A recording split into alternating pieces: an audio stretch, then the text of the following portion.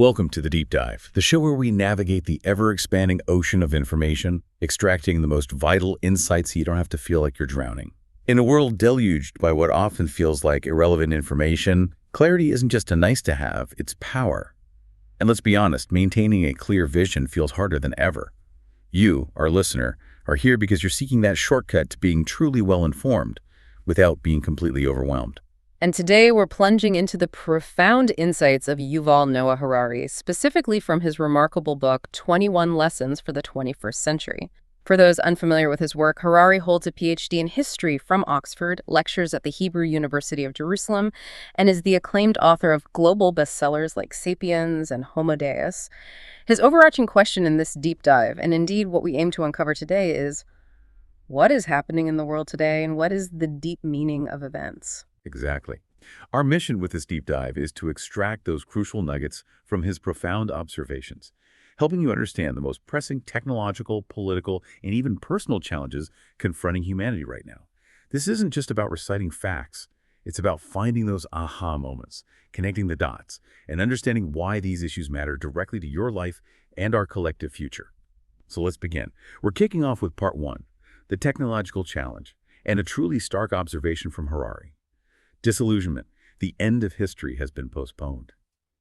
It's a powerful statement, isn't it? If you recall the late 20th century, there was this prevailing sense that after the great ideological battles between fascism, communism, and liberalism resulted in the overwhelming victory of liberalism, well, we had arrived. It felt like democratic politics, human rights, and free market capitalism were simply destined to conquer the entire world, ushering in an era of peace and prosperity for all. But Harari suggests history had other plans. What went wrong? Well, Harari notes that history took an unexpected turn. After fascism and communism seemingly collapsed, leaving liberalism as the lone global story, now liberalism is in a jam. This isn't just a minor political setback. Harari posits it's a fundamental crisis of narrative, leaving this kind of intellectual void where certainty once stood.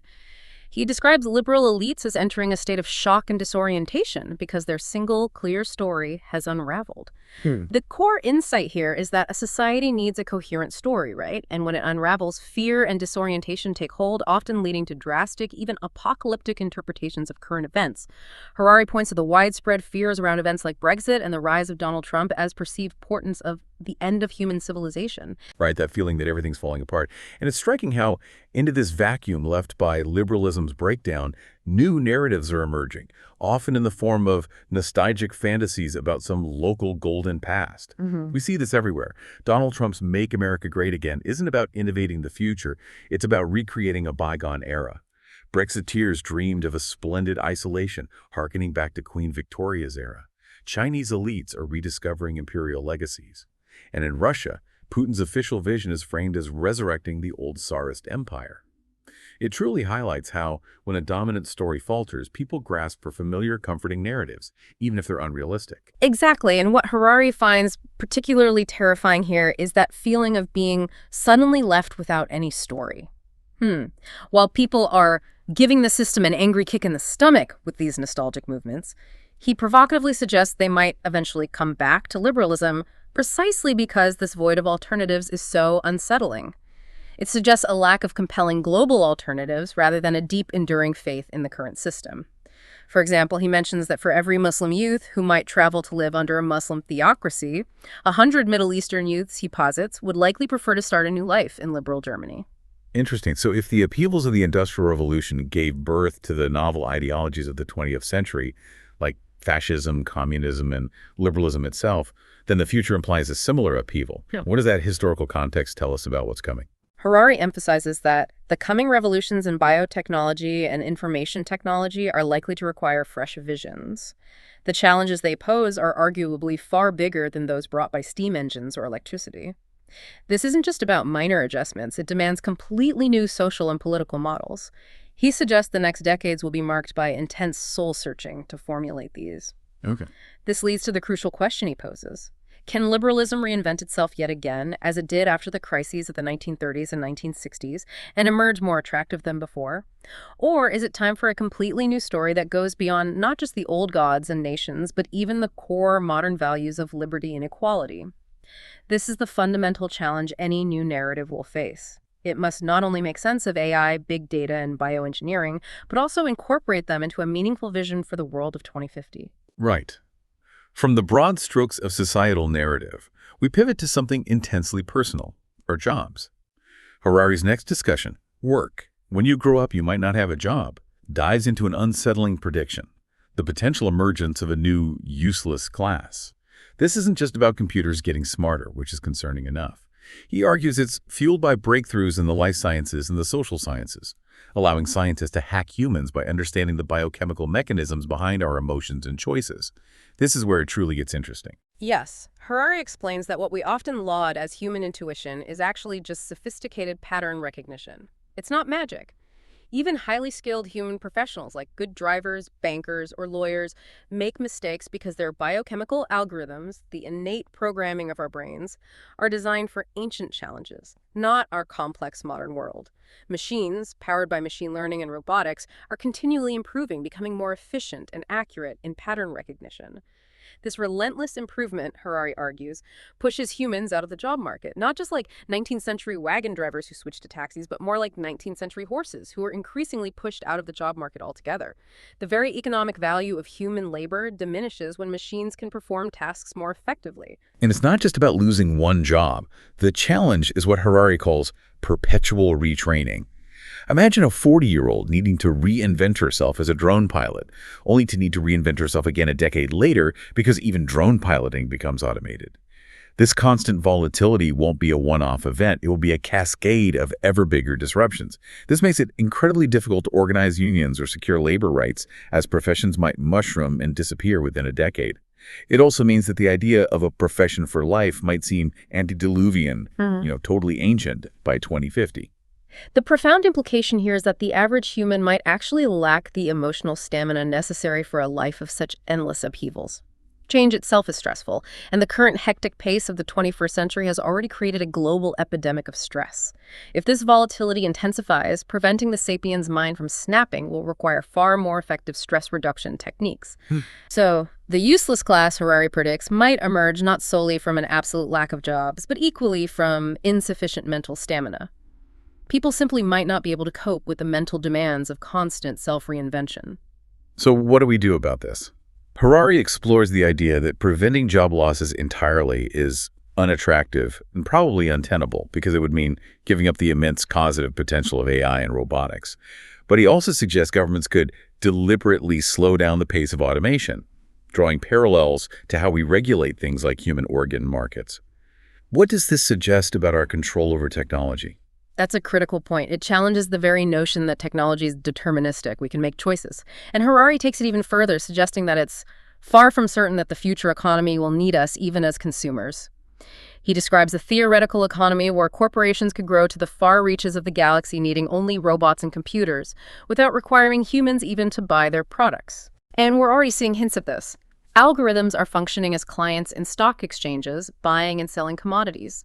The Google search algorithm is a crucial customer. Web pages are designed to cater to its preferences, not just human ones. Harari even shares a personal anecdote about his publishers optimizing his book descriptions for the Google algorithm, almost treating the algorithm as the primary reader.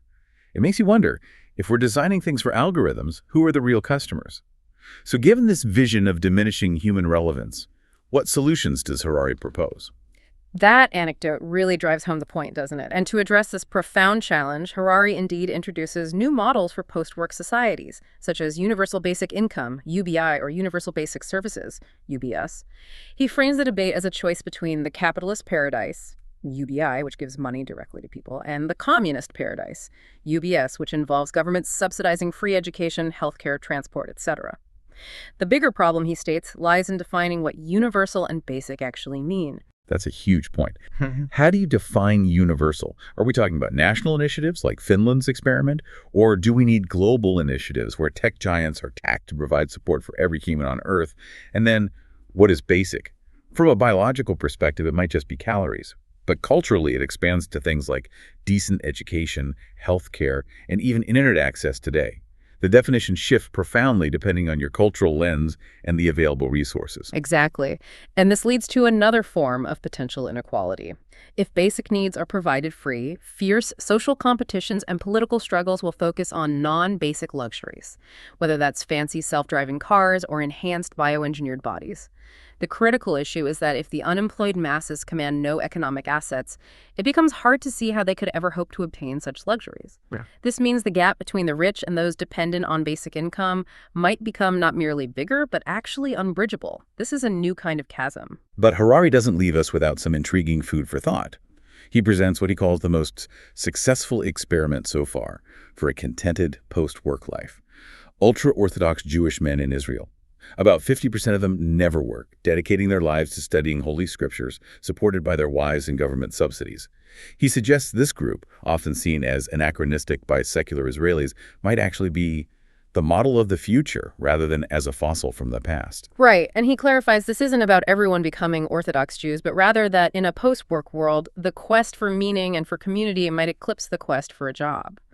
It shifts the very definition of a meaningful life away from just economic production. Now let's move to liberty. Big data is watching you. The liberal story, as we've discussed, cherishes human liberty as its #1 value. This is the bedrock of democratic elections, free markets, human rights. Authority, in this view, stems from individual free will, expressed in our feelings and choices. The voter knows best. The customer is always right. People are encouraged to follow their hearts.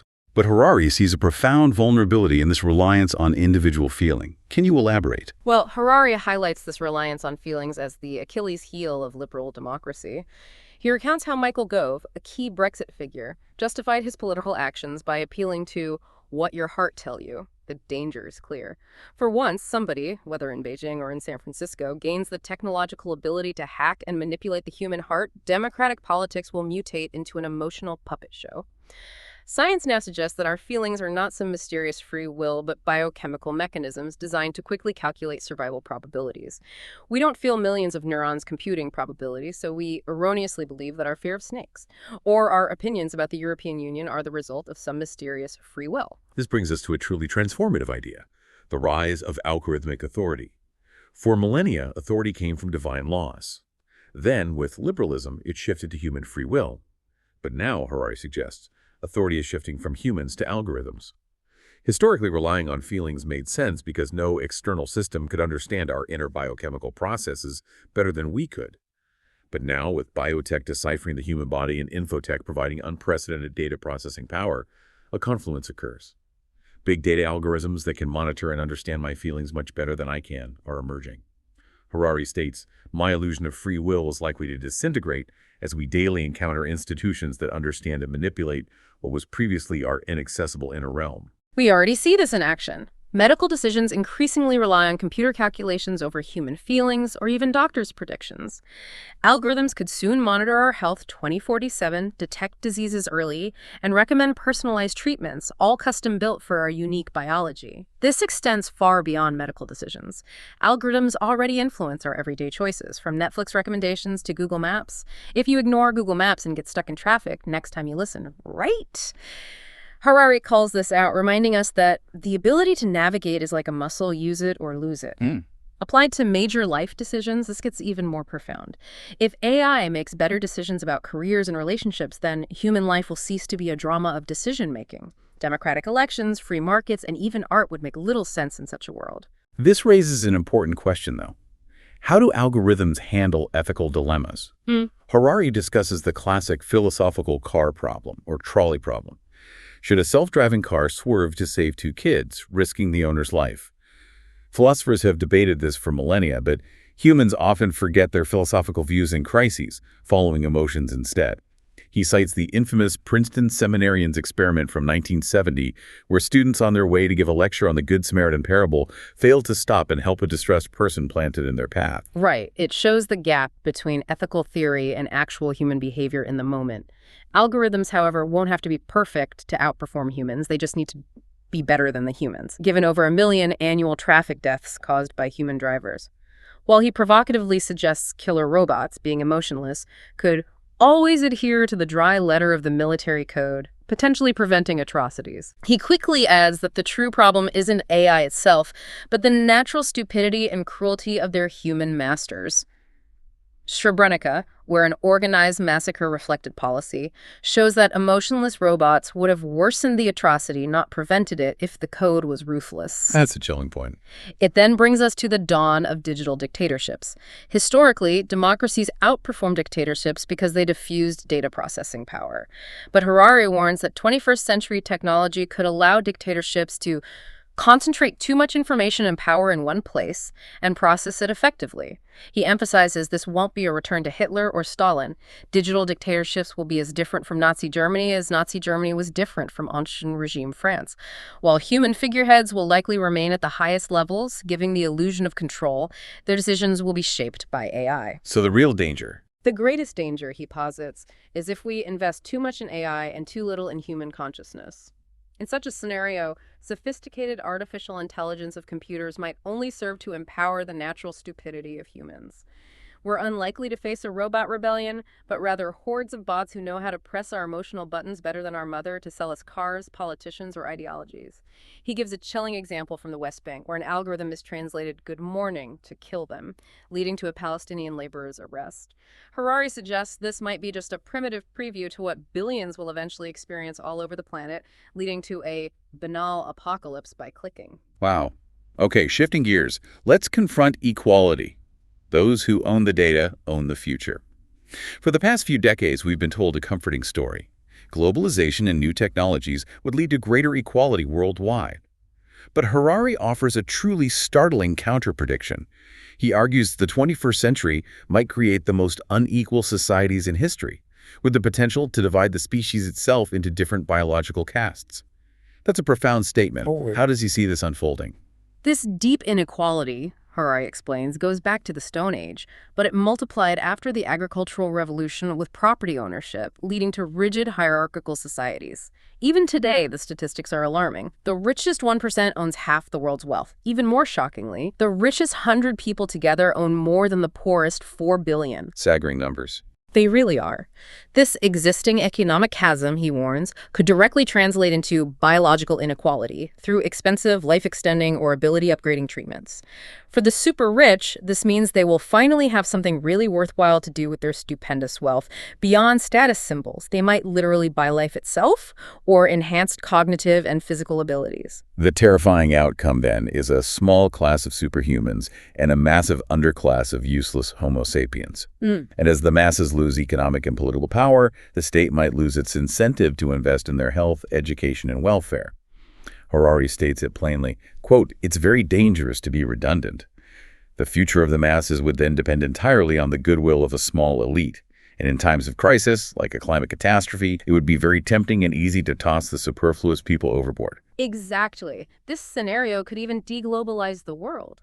An upper caste might create a self-proclaimed civilization and build literal walls and moats against the hordes of barbarians who are now economically irrelevant. In the 20th century, industrial civilization needed barbarians for cheap labor and raw materials. But a 21st century post-industrial civilization, relying on AI, bioengineering, and nanotechnology, could be far more self-contained. Entire countries and continents could become irrelevant, leading to dystopian futures of cyborgs fighting one another with logic bombs, while feral humans fight one another with machetes and Kalashnikovs. Harari provocatively asks if there's even a we anymore, implying different human groups might have completely different futures, even needing completely different skill sets. Some might need coding, others shooting straight. This raises an important question. How do we prevent this drastic concentration of wealth and power? Harari's answer is clear. The key is to regulate the ownership of data. He traces the historical evolution of the most important assets, from land in ancient times to machines and factories in the modern era. Now, in the 21st century, data will eclipse both land and machinery as the most important asset, and politics will inevitably become a struggle to control it. This, he concludes, is the most important political question of our era. If we cannot answer it soon, our socio-political system might collapse. Well, the widespread loss of faith in the liberal story, which seemed so irresistible a decade ago, is already a symptom of this coming cataclysm. He points to Mark Zuckerberg's manifesto on building global community through Facebook AI as a response, showing that even the tech giants are grappling with this question of how to manage the immense power of data and its implications for human society. Our journey continues into part 2, the political challenge, and our next stop is community. Humans have bodies. Mark Zuckerberg's vision for building global community is something Harari places within a larger historical context. The ongoing disintegration of intimate communities over the past 2 centuries. He argues that the attempt to replace small groups of people who actually know one another with imagined communities like nations and political parties, well, it could never succeed in full. Your millions of brothers in a national family simply cannot provide you with the warm intimacy that a single real sibling or friend can. This, he posits, has led to people living ever more lonely lives in an ever more connected planet, and this malaise is the source of many of the social and political disruptions of our time. It highlights how deeply ingrained our need for close-knit bonds truly is. While Zuckerberg's vision of reconnecting humans is timely, Harari points out a fundamental contradiction: Facebook's business model.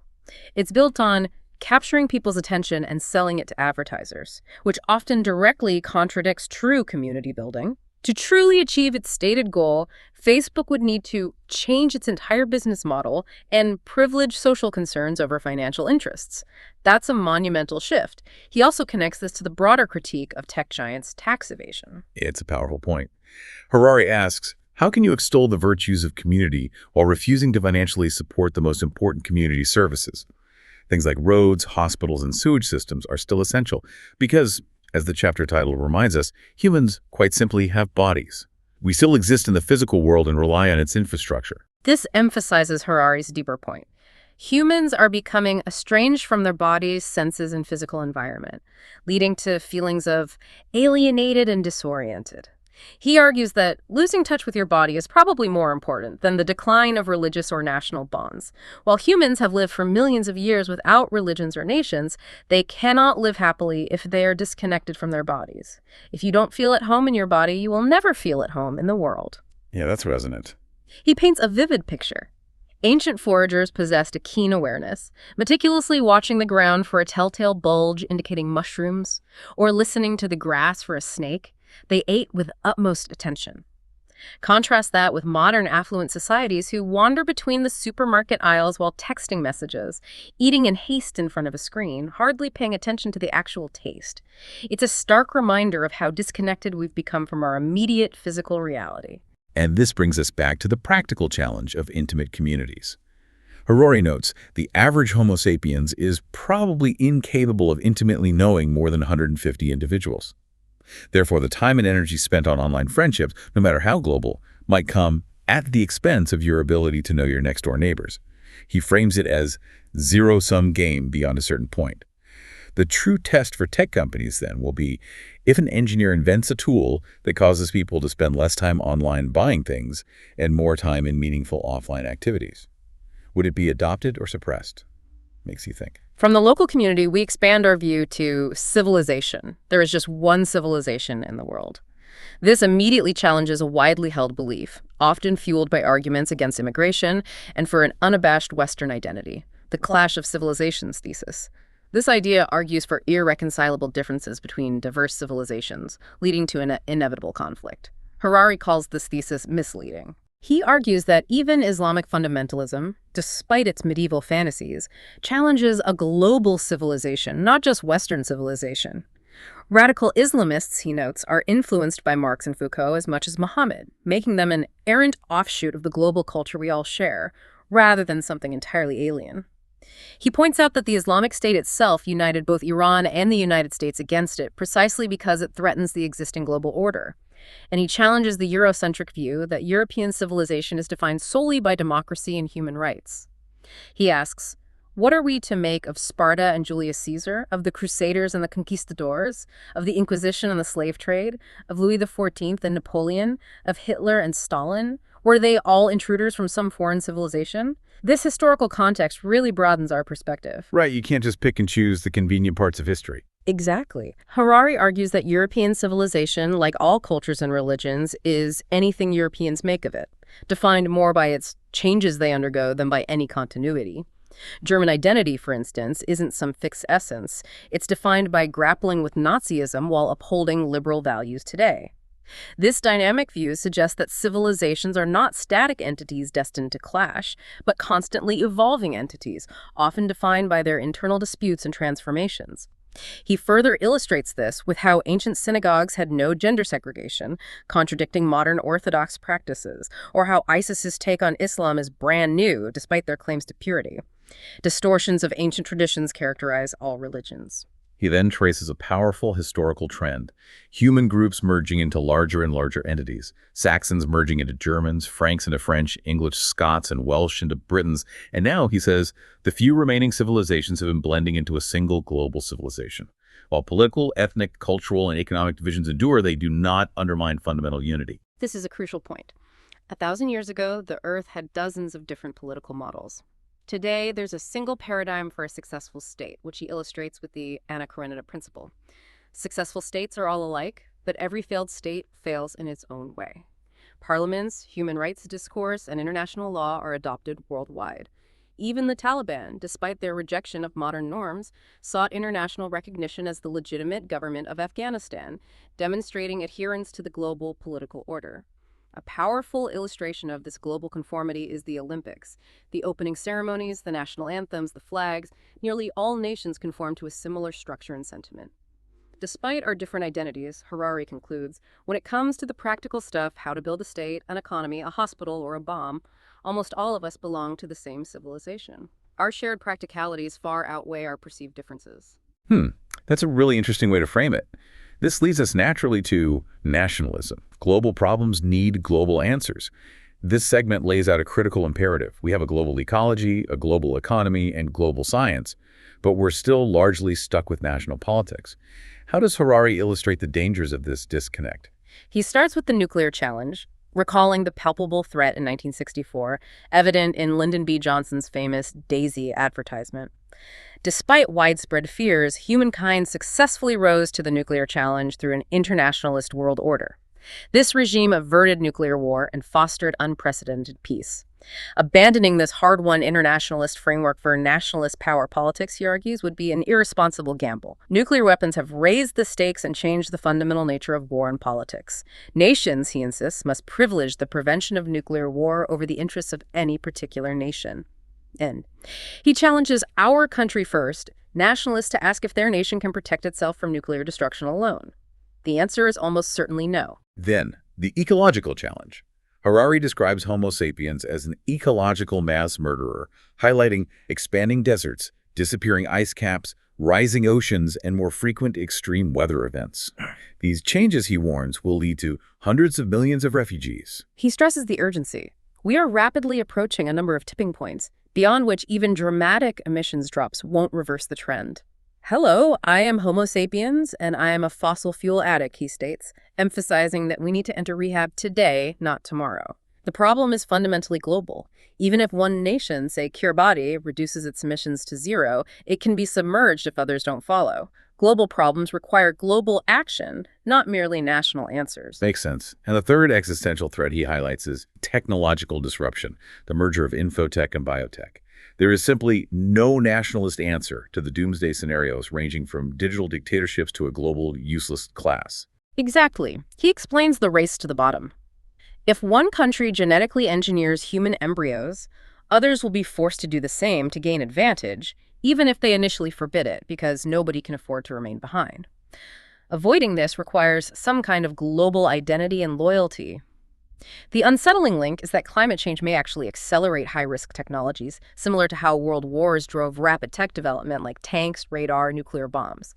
Nations facing climate catastrophe might invest in desperate technological gambles, even with justified concerns about AI and bioengineering. So what's the crucial message here? Harari concludes that nations are no longer the right framework for the most important challenges, just as tribes once were not. We need a new global identity because national institutions are incapable of handling a set of unprecedented global predicaments. The solution is not a global government, which he calls a doubtful and unrealistic vision, but to globalize politics. This means national and city-level politics should give far more weight to global problems and interests. We have a global ecology, a global economy, and a global science, but we are still stuck with only national politics. That mismatch is the core problem. Transitioning from the grand political challenges, we now delve into our next topic. Religion. God now serves the nation. Can a viable vision for humanity's future be drawn from the deep wells of human religious traditions? Many secular people dismiss this outright, but Harari reminds us that billions of humans still profess greater faith in the Quran and the Bible than in the theory of evolution. What's his take on religion's role in our modern world? Well, Harari argues that traditional religions are largely irrelevant to technical and policy problems. Their true expertise, he asserts, is not rainmaking, healing, prophecy, or magic, but interpretation. Hey, he makes a stark distinction. Scientists learn from failure, constantly refining their understanding, while priests learn only how to make better excuses. This, he suggests, is precisely why modern science has been universally adopted. It consistently works in the practical realm. He illustrates this with Ayatollah Khamenei. When faced with a crucial decision about the Iranian economy, Khamenei won't find the answer in the Quran, because 7th century Arabs knew very little about the problems and opportunities of modern industrial economies and global financial markets. Right. So he or his aides must turn to modern economic theories. Only after making a decision based on scientific reasoning can Khamenei wrap the scientific answer in the garb of this or that Quranic verse. Unquote. The garb matters little, as evidenced by the fact that the economic policies across diverse religious nations show not that much of a difference. Even religious stances on climate change, he notes, are rooted in modern science, not scripture. From this perspective, religion doesn't really have much to contribute to the great policy debates of our time. As Karl Marx argued, it is just a veneer. However, Harari quickly acknowledges that Marx, quote, exaggerated when he dismissed religion as a mere superstructure. While religion might be a veneer for technical problems, it is extremely relevant to identity problems. In fact, he argues it's often part of the problem rather than the solution. He explains that mass cooperation depends on manufacturing mass identities. And these identities are based on fictional stories, not on scientific facts or even on economic necessities. Religions use rites, rituals, and ceremonies to create firm lines in the shifting sands of humanity through different clothes, prayers, and taboos. These traditions can fill daily life with beauty and encourage kindly behavior, fostering community bonds. But, he warns, other religious traditions bring ugliness, citing religiously inspired misogyny or caste discrimination. He emphasizes that the narcissism of small differences can have profound real-world consequences, like the life-or-death situations for LGBT people in Israel versus Iran or Saudi Arabia. He offers the compelling example of state Shinto in Japan. Despite modernizing rapidly, Japan fiercely protected its unique identity by combining state-of-the-art technology with state-of-the-art religious indoctrination to create fanatical loyalty to their state. Many governments today adopt modern structures while using traditional religions to preserve national identity. So what does this all mean for global challenges? Harari concludes that this makes traditional religions part of humanity's problem, not part of the remedy. While they retain political power by cementing national identities and potentially igniting wars, they often hinder global solutions to shared threats like nuclear war or ecological collapse. Instead of promoting universal visions, they often serve as the handmaid of modern nationalism, clerics encouraging people to see global warming from a narrow national perspective under the guise of being God's chosen nation. Let's shift to the complex and often contentious topic of immigration, which is fueling significant global political challenges. Harari breaks down the debate into 3 key clauses, allowing us to understand the underlying tensions. First, he asks, is allowing immigrants in a duty or a favor? What's the nuance there? Pro-immigrationists, he explains, often see it as a moral duty to accept refugees and economic migrants, arguing that all humans have moral obligations towards all other humans, especially in a globalized world where actions in one country impact others. Anti-immigrationists, conversely, view immigration as a privilege and absorption as a favor, resisting accusations of racism for refusing entry. Even if it's a favor, Harari notes, duties do accrue once immigrants settle. You can't justify anti-Semitism in the USA today by saying, we did your great-grandmother a favor by letting her into this country in 1910. The past favor doesn't excuse present discrimination. Okay, that makes sense. The second clause is, how far should assimilation go? Okay. If immigrants move from a patriarchal society to a liberal one, must they become feminist? If deeply religious, need they adopt a secular worldview? Should they abandon traditional dress codes or food taboos? Anti-immigrationists tend to set the bar high, while pro-immigrationists set it much lower. Exactly. Pro-immigrationists argue that Europe's strength lies in its diversity, and tolerance implies allowing immigrants freedom, provided they don't harm others' rights. Why force Muslim immigrants in the UK to become Christian if many British citizens hardly go to church? Anti-immigrationists counter that Europe, valuing tolerance, cannot allow too many intolerant people if it is to retain its nature. This debate, he highlights, hinges on assumptions about immigrant intolerance and the definition of European identity. If immigrants are indeed incurably intolerant, many liberal Europeans might eventually oppose immigration. Conversely, if most prove liberal, it disarms effective arguments against them. It also raises the question of unique national identities beyond universal values like tolerance. Is there something inherently French or German that needs protecting? And the third clause. How long should the assimilation process take, and when are immigrants to be treated as first-class citizens? Pro-immigrationists demand speedy acceptance, arguing that if third-generation immigrants aren't treated as equals, the host country is failing its obligations. Anti-immigrationists, however, want a longer probation period, viewing inflated expectations as part of the problem. It's a vicious circle, with both sides often blaming the other for failing to live up to the implicit deal. Underneath all these debates, Harari states, lurks a more fundamental question.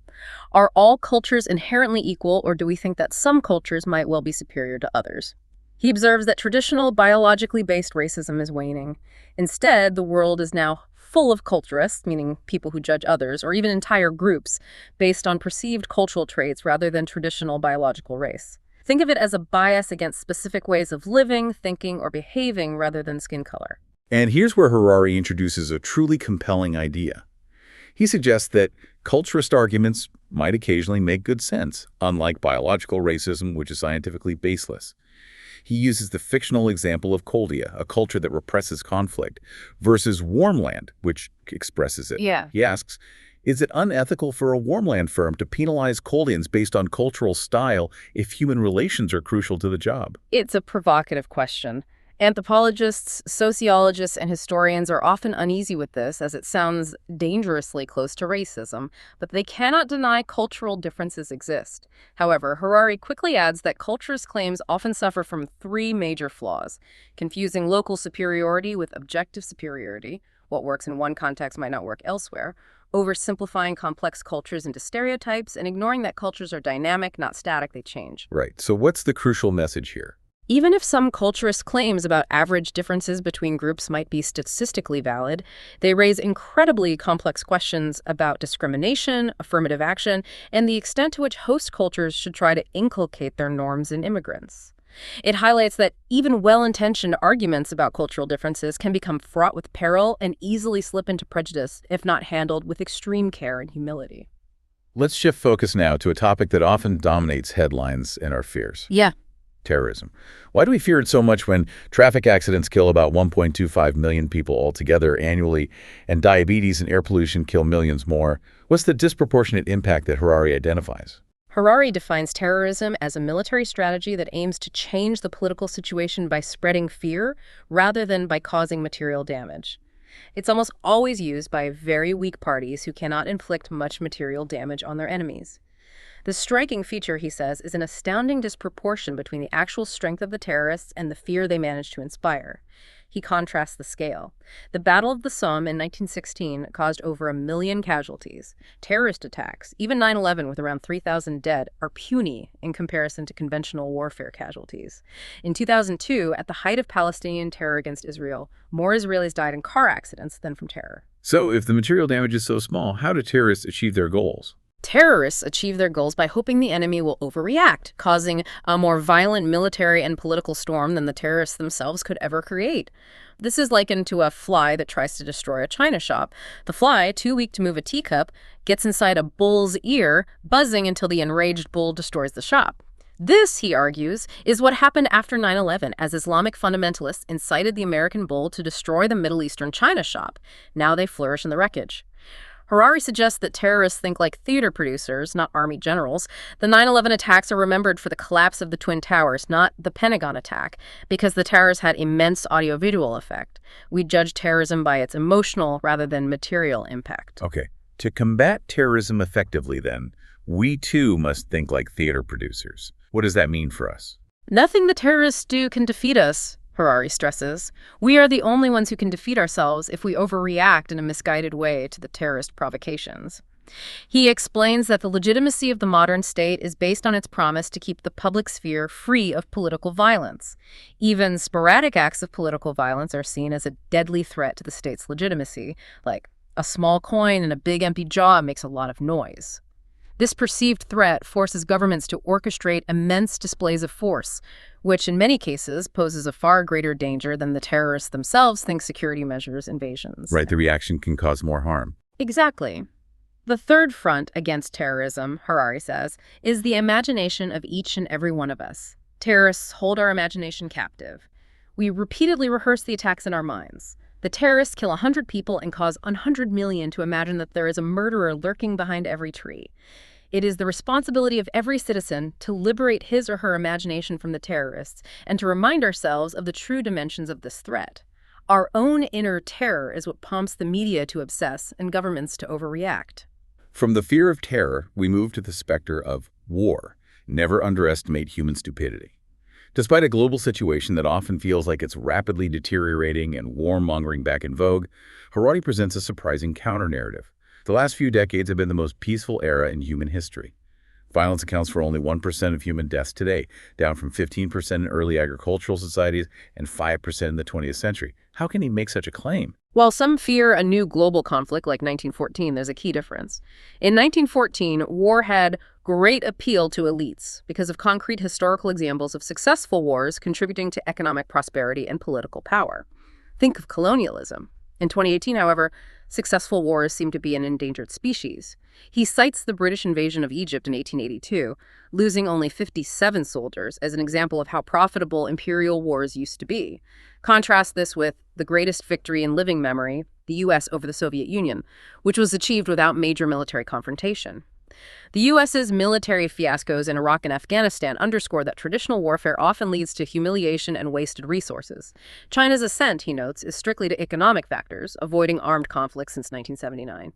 Israel, too, has understood there is little to be won from war today, even though it's surrounded by enemies. So why this shift? What has fundamentally changed the calculus of war for major powers? Well, two big things. First, nuclear weapons have fundamentally changed the game, turning victory in a world war into collective suicide. Since Hiroshima, superpowers have meticulously avoided direct conflict, engaging only in low-stakes situations where the temptation to use nuclear weapons is minimal. Second, cyber warfare makes things even worse for would-be imperialists. In previous eras, a major power could wreak havoc abroad without endangering its home cities. But now, even a country with moderate cyber warfare capabilities can bring war to the aggressor's home within minutes, disrupting air traffic, causing train collisions, or bringing down power grids. This significantly deters invasion. Despite this, most nationalist leaders talk loud but are very careful about actually launching wars. Erdogan, Modi, Netanyahu, for example. However, the Russian success in Crimea is a frightening omen because it suggests a formula for successful 21st century warfare might still exist, potentially opening the gates of hell. And even if wars remain unprofitable, peace isn't guaranteed. Harari warns we should never underestimate human stupidity. He argues it's one of the most important forces in history, yet we often discount it. While leaders may be rational up to a point, the world is far more complicated than a chessboard, and human rationality is not up to the task of really understanding it.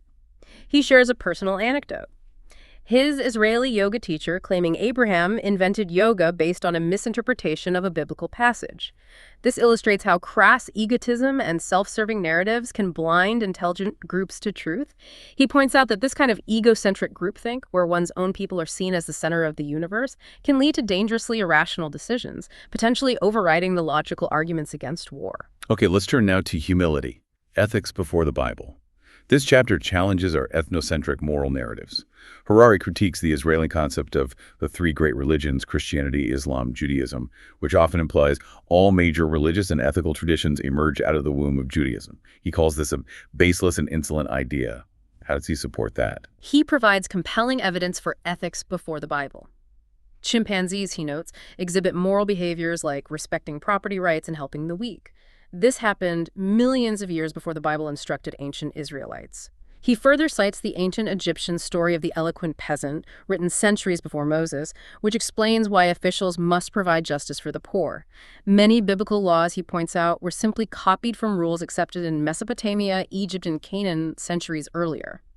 If biblical Judaism gave these laws a unique twist, it was by turning them from universal rulings applicable to all humans into tribal codes aimed primarily at the Jewish people. He notes that the Old Testament and Talmud sometimes maintain that the life of a Jew is more valuable than the life of a Gentile. So this implies a broader, more ancient foundation for ethics. How does this connect to the rise of monotheism? Harari emphasizes that Christianity was definitely not the first time a human preached a universal ethic. Confucius, Laozi, Buddha, and Mahavira established universal ethical codes long before Paul and Jesus without any knowledge of Canaan.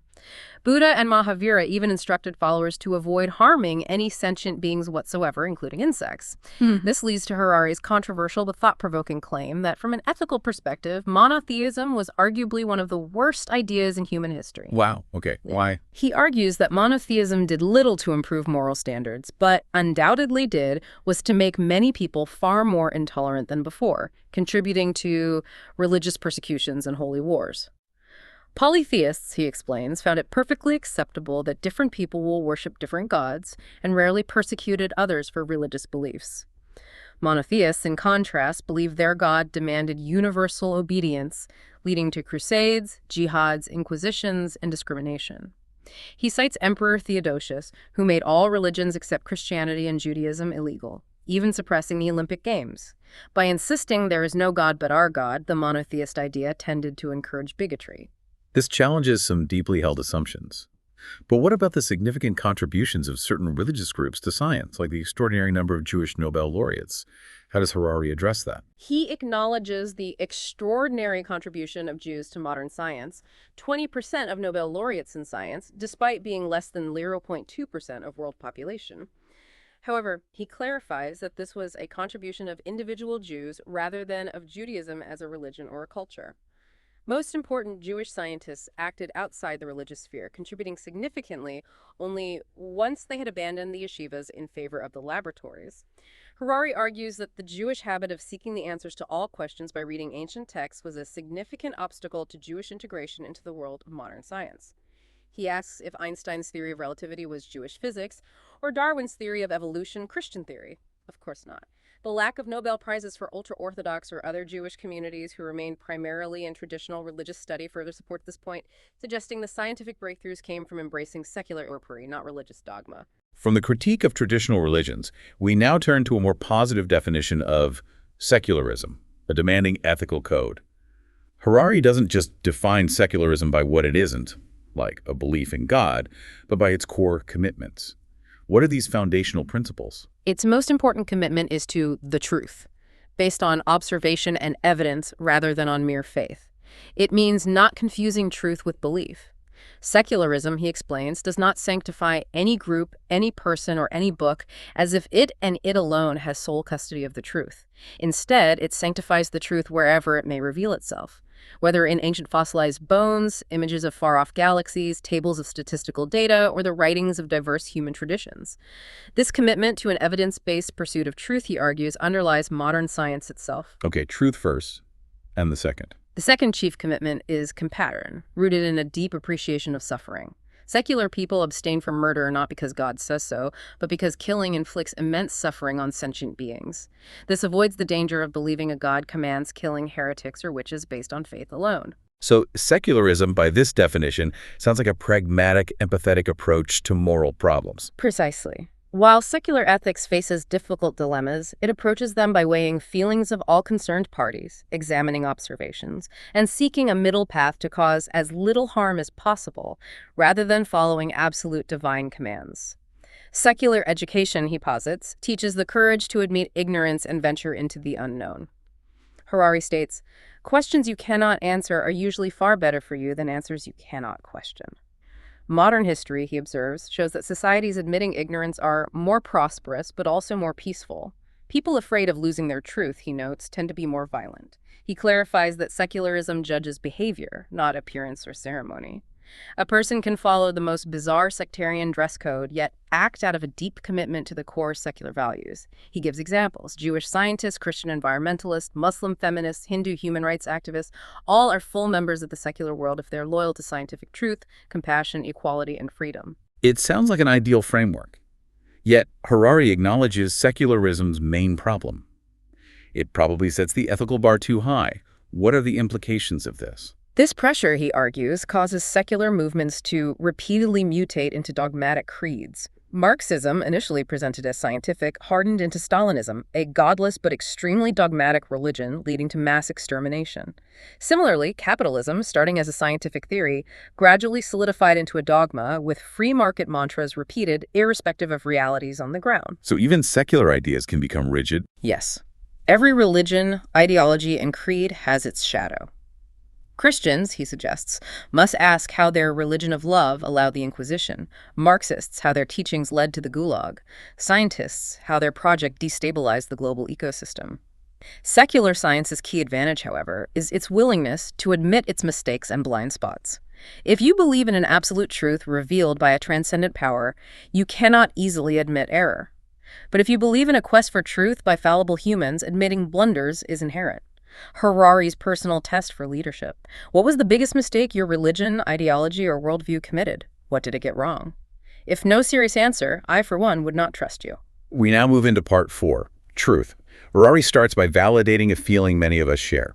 If you feel overwhelmed and confused by the global predicament, you are on the right track. Oh. The source of this widespread confusion, ignorance.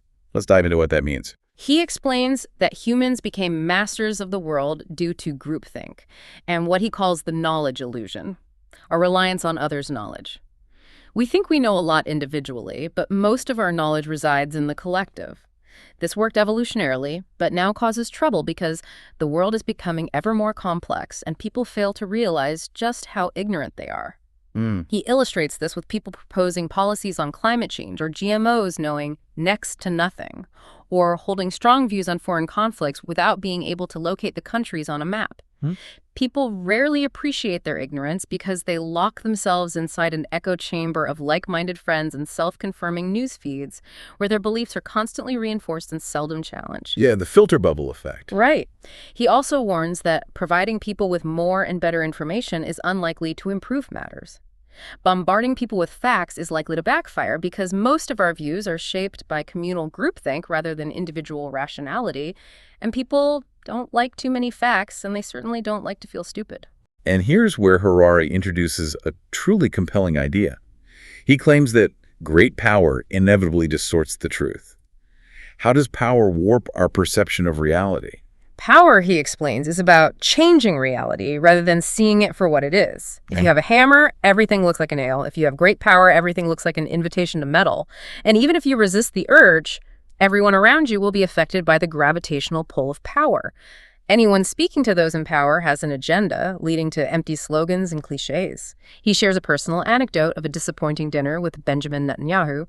No secrets were divulged, just the gravitational pull of power distorting truth, with everyone trying to impress or gain something. To truly find truth, one must escape the black hole of power and allow yourself to waste a lot of time wandering here and there on the periphery. Revolutionary knowledge, he argues, rarely makes it to the center, which is built on existing knowledge. However, the periphery is a mixed bag. It holds some brilliant revolutionary insights, but they're mostly full of uninformed guesses, debunked models, superstitious dogmas, and ridiculous conspiracy theories.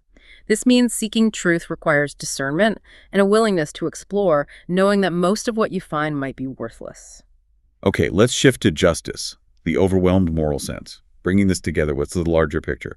Harari argues the problem is not a lack of values, but implementing these values in a complex global world. It's all the fault of numbers. Can you explain that? Our hunter-gatherer brains were designed for justice dilemmas involving maybe a few dozen people. We could see direct cause and effect. Our moral sense is overwhelmed by relations between millions across continents. It's easy to see unfairness when someone directly steals your mushrooms. But in the modern world, causal relations are highly ramified and complex. He provides stark illustrations. You, as a listener, can live peacefully, never harming anyone directly, yet be a full partner to the wrongs inflicted by Israeli soldiers and settlers in the West Bank through your government's actions or inaction. Or your comfortable life might be based on child labor in dismal third-world sweatshops. Or interwoven with one of the most appalling crimes in history, the subjugation of billions of farm animals in industrial agriculture. These are uncomfortable truths about our complicity in global injustices that our brains struggle to process because the links aren't immediate or obvious. So the bitter truth, then, is that the world has simply become too complicated for our hunter-gatherer brains. Moral certainty, he suggests, is beyond our reach without the benefit of hindsight. Exactly. It's easy to judge Nazi Germany now, knowing where it led, but without that hindsight, discerning truth and justice in complex global systems is incredibly difficult.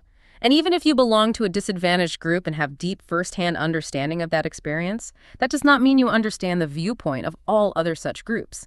Each group faces a different maze of glass ceilings, double standards, coded insults, and institutional discrimination. He uses the example of an African-American man versus a Chinese lesbian. One experiences police stops, but the other might lack a community to teach her how to navigate her identity. Hence, growing up Black in Baltimore hardly makes it easy to understand the struggle of growing up lesbian in Hangzhou. This highlights the inherent limitations of even direct, lived experience when trying to comprehend the full spectrum of global injustice. Have we officially entered the post-truth era? Is this a new phenomenon, or have lies and fictions always been around? Harari suggests not. Let's dive into that.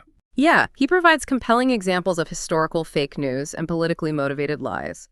Russia's denial of its troops in Crimea in 2014, claiming spontaneous self-defense groups and arguing it served a higher truth of preserving the sacred Russian nation.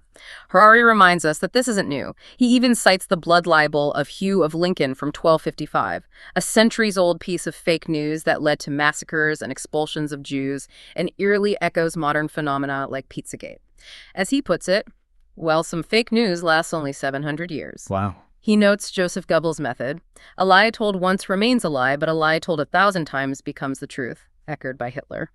Harari asks, can any present-day fake news peddler improve on that? The history of deception is long and sophisticated. So if this isn't new, what's Harari's take on the relationship between truth and human nature? The truth is that truth was never high on the agenda of Homo sapiens. Our species thrives on cooperation, and cooperation depends on shared myths and fictions. The power of human cooperation, he explains, depends on a delicate balance between truth and fiction. Distorting reality too much can be weakening, like the magic medicine that Kinjekitile and Weil's followers believed would turn German bullets into water, leading to a massacre. Harari says, truth and power can travel together only so far. Sooner or later, they go their separate ways. To gain power, you must often spread fictions. To know the truth, you must renounce power, or at least be wary of its distorting influence. Scholars throughout history often prioritize unity over truth. While human suffering caused by belief in fiction is still real, we must strive even harder to distinguish reality from fiction. Don't expect perfection.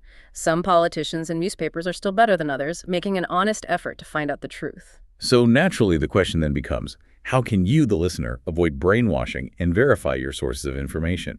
What's Harari's advice? His advice is straightforward but requires effort. Invest time and effort in uncovering our biases and in verifying our sources of information. While we cannot investigate everything ourselves, we must carefully investigate our favorite sources of information, be they newspapers, websites, TV channels, or individuals we trust. Pay for quality journalism if you can. Read scientific literature. He also urges scientists to be more engaged in public debates using popular science books and even the skillful use of art and fiction, because a good science fiction movie is worth far more than an article in Science or Nature in terms of public impact. This leads directly to our next fascinating point. And here's where Harari introduces a truly compelling idea. In the early 21st century, he says, science fiction is arguably the most important genre of all. Why? Because movies and TV series like The Matrix, Westworld, and Black Mirror shape how most people understand the most important technological, social, and economic developments of our time, whether they get it right or wrong. Exactly. This means sci-fi has a critical responsibility to depict scientific realities accurately, to avoid imbuing people with wrong ideas or focusing attention on wrong problems. It can serve as a powerful medium to explore complex concepts before they hit real-world headlines, but it can also mislead. He offers a fascinating critique of The Matrix. Neo's escape from the Matrix only leads to a bigger Matrix, demonstrating that authenticity is a myth. We are, he suggests, already trapped inside a box, their brain, which is locked within a bigger box, human society, with its myriad fictions. When you escape one layer, you just find another. So Harari argues that pain, fear, and love are real, even in the Matrix. The source of the stimulus doesn't negate the feeling's reality.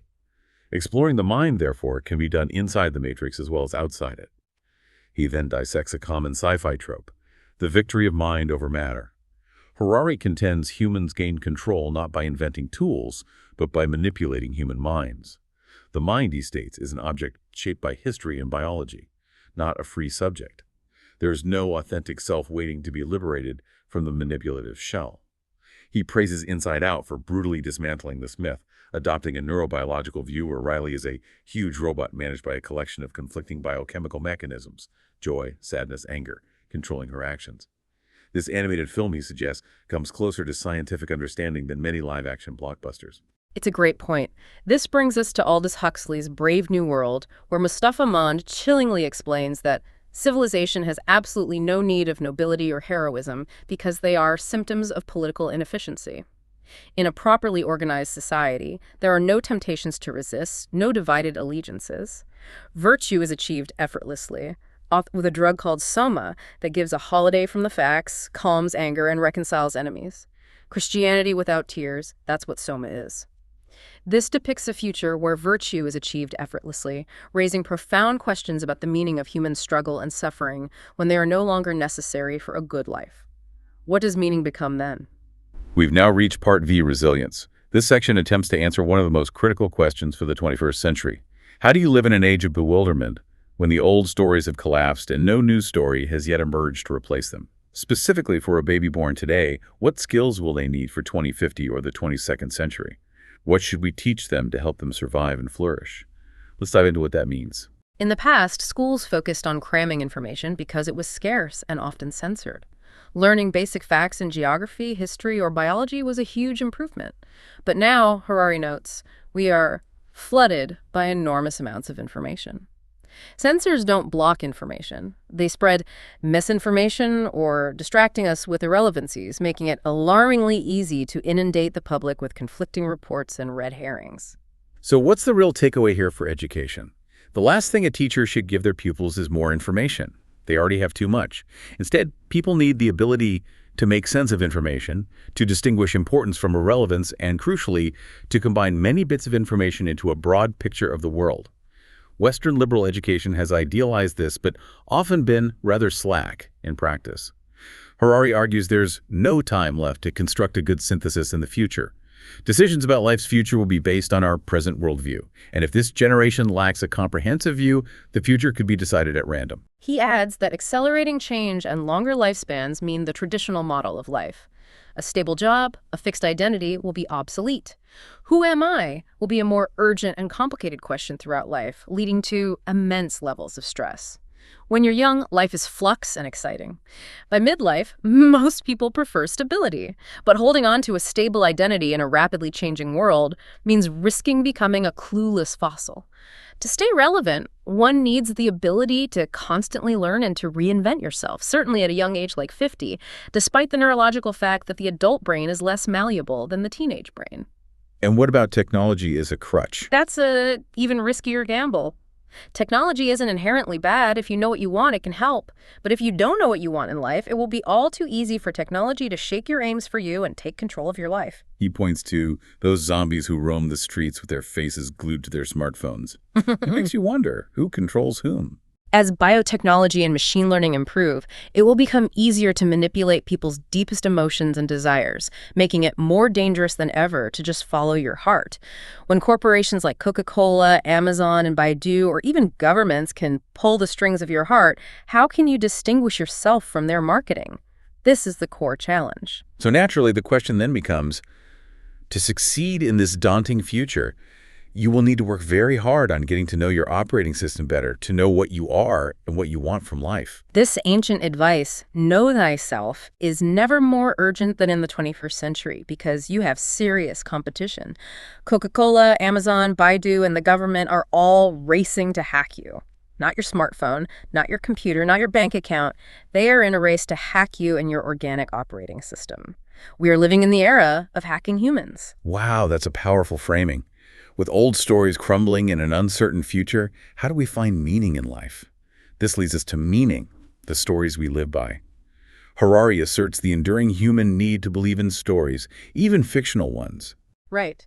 He discusses circular stories, like Simba's circle of life in The Lion King, where eternal repetition gives power and implies a natural order. This contrasts with linear stories, like communism, offering a clear mission to speed up revolution and establish a paradise on Earth. These stories infuse even small gestures with immense meaning, yet Harari exposes the myopia of national and tribal stories. Zionism, for instance, focuses on a tiny fraction of humankind and time, ignoring the vastness of the universe. He recounts his personal teenage realization about the futility of dying for a nation's eternal existence when the universe is billions of years old. All nations, he argues, are equally narrow-minded about their eternal existence. All stories are incomplete. To be viable, an identity needs a story that gives you some role to play and extends beyond my horizons, like the turtles all the way down. Analogy, there's always a bigger context. Nationalism, for example, enchants us with tales of heroism to skillfully prevent deeper questioning about that larger context. Many hope to find meaning by leaving something behind, a genetic or cultural legacy. But this is rarely fulfilled, he notes, citing the extinction of most organisms or the loss of his grandmother's Polish clan in the Holocaust. For those who don't trust grand narratives, he introduces romance as a safest and most parsimonious story. If you are really in love with someone, you never worry about the meaning of life. The beloved becomes infinite, connecting you to the cosmos. If not in love, the aim is to find true love, as seen in countless movies and books, believing that one day your entire life will suddenly make sense. And how are these fictional stories made real? Through rituals, which are magical acts that make the abstract concrete and the fictional real, the hocus pocus X is Y spell. He provides vivid examples. The Christian Mass, where bread becomes Christ's flesh, ancient Hindu horse sacrifice, and modern rituals like a colorful poster on the wall is the revolution, and a piece of cloth flapping in the wind is the nation. Waving a flag and singing an anthem transforms the nation from an abstract story into a tangible reality. Sacrifice is the most potent ritual because suffering is the most real thing in the world. Suffering for a story fasting for God, losing legs in a patriotic war, buying inferior local pasta convinces you the story is real. The more you pay for a Ferrari, the more you praise it. Without sacrifice, there is no true love. Sacrifice also substitutes for all your other obligations, allowing people who commit tax fraud to feel pious by supporting a temple. Martyrs are essential for gods, nations, revolutions. Do you dare say that they died for nothing? Their sacrifice makes the story undeniable for the survivors. Harari contrasts the reality that hardly anyone has just one identity. For example, Muslim, Italian, Socialist, Catholic, with the danger of fanatical creeds that insist on only one story and have only one identity. He defines fascism. My nation is supreme, and that I owe my nation exclusive obligations. It simplifies difficult dilemmas. Art is good if it serves national interests. Education teaches whatever serves the interests of the nation. The truth does not matter. This worship of the nation is seductive because it makes people feel part of the most important and most beautiful thing in the world. He explains that the word fascism comes from fascis, bundle of rods. The individual is a thing of no consequence, but as long as the collective sticks together, it is very powerful. This means privileging the collective's interest over any individual's. Historically, humans believed multiple stories with uncertainty. Modern culture inverted this. Faith looked increasingly like mental slavery, while doubt came to be seen as a precondition for freedom. In the face of uncertainty, modern liberal mythology encourages sanctifying the very ability to choose. The meaning of life isn't a ready-made product, but I who imbue everything with meaning through my free choices and through my own feelings. He references the Willow movie anecdote where the correct answer to controlling the world is, to pick my own finger, my choice creates meaning. So what's the crucial message here? Harari argues, the self and freedom are mythological chimeras. Humans have will and desires, but no free will to choose what to desire. Our desires are products of biochemical processes, influenced by cultural factors that are also beyond our control. Realizing this can make us less obsessive about our opinions, about our feelings, and about our desires. Instead of trying to control the world based on cravings, it's better to understand ourselves, our minds, and our desires. The social media era reveals this myth-making process as people construct perfect selves online, mistaking them for truth. 99% of what we experience never becomes part of the story of the self. The fantasy self is visual, but actual experience is corporeal. The annoying fly, the stomachache, the fake smile behind the perfect picture. To conclude our exploration of meaning, we turn to Harari's personal path. Meditation, just observe. Yeah. How does somebody so skeptical manage to wake up cheerful in the morning? He shares his path. Vipassana meditation. What's the core idea behind this practice for him? As a troubled and restless teenager, Harari found no answers to life's big questions or suffering from the elaborate fictions of religious, nationalist, romantic, or capitalist myths. He had enough sense to realize these were likely fictions but had no idea how to find truth. He describes Vipassana as observing the breath, then mundane body sensations, heat, pressure, pain, itchiness. The core insight is that the flow of mind is closely interlinked with body sensations. We don't react directly to external events, like someone insulting us, but to our immediate bodily sensations triggered by the event. If we are outraged by an insult, what makes it unbearable is the burning sensations in our stomach or chest. Interesting. Harari's commitment is 2 hours of daily meditation and annual retreats. For him, it is not an escape from reality. It is getting in touch with reality. It provides focus and clarity, essential for his scientific research, acting as another valuable tool in the scientific toolkit. This raises an important question. Why don't more researchers adopt this? Harari compares studying meditators indirectly, like with electrodes on their heads, to observing a microscope through a magnifying glass, when one could just pick up the microscope directly. Yeah, meditation is a tool for observing the mind directly. It requires extraordinary investment and tremendous amount of discipline because the mind is wild and impatient, constantly wandering. To truly get in touch with reality, one must diligently observe the raw, immediate sensations rather than constructing stories around them.